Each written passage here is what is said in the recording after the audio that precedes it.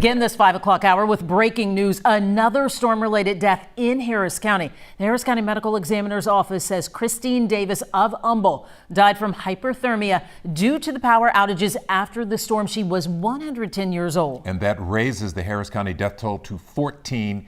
Half of those deaths due to the heat. This news comes as CenterPoint says it's restored 99% of homes and businesses that lost power during the storm. But despite the improvement in numbers, local leaders claim CenterPoint admits to failing in Hurricane Beryl's wake. Something shared during what leaders call a candid meeting with company executives just this afternoon. Jason Wells joins us live downtown with what happened at the meeting. Jason. Hey there, guys. Yeah, these civic and community elected leaders say they met with CenterPoint executives for about an hour and a half this afternoon, longer than they actually anticipated the meeting would last. And the length of that meeting actually pushed back a planned news conference to discuss the meeting. Bishop James Dixon, head of the Houston chapter of the NAACP, said the group met with CenterPoint CEO Jason Wells and several other top execs.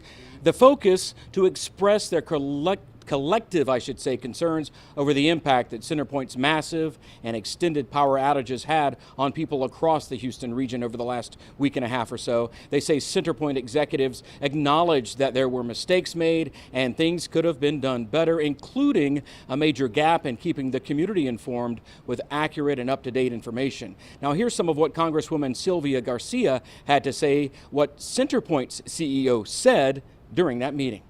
He said, we failed the community, and I agree with him. And they failed miserably on all 3 points. This meeting we had today, we should have had 2 months ago to prepare. But that's why we're here today, because we want to move forward. And we're told CenterPoint agreed to a variety of things moving forward, including a new and improved outage tracker by August. Of course, that's only a couple of weeks away. In addition to daily press briefings and better communication with elected leaders during the next storm, which these folks say is obviously inevitable in our area. We were initially told CenterPoint would actually be a part of the news conference that was held this afternoon, but it's unclear if CenterPoint ever really agreed to be part of the news conference. I'm still awaiting an official statement from the company. Reporting live downtown, Jason Miles, KHOU 11 News.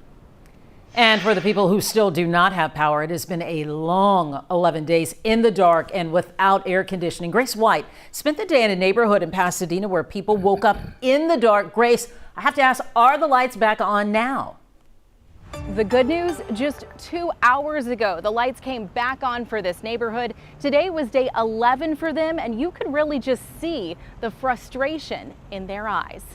I'm frustrated. For Mary Delgado, in the morning, the coolest place to be is on her front porch. I feel like they've forgotten about this side of Pasadena. Her lights went out the night Beryl hit. Days without power. Yes. How do you survive?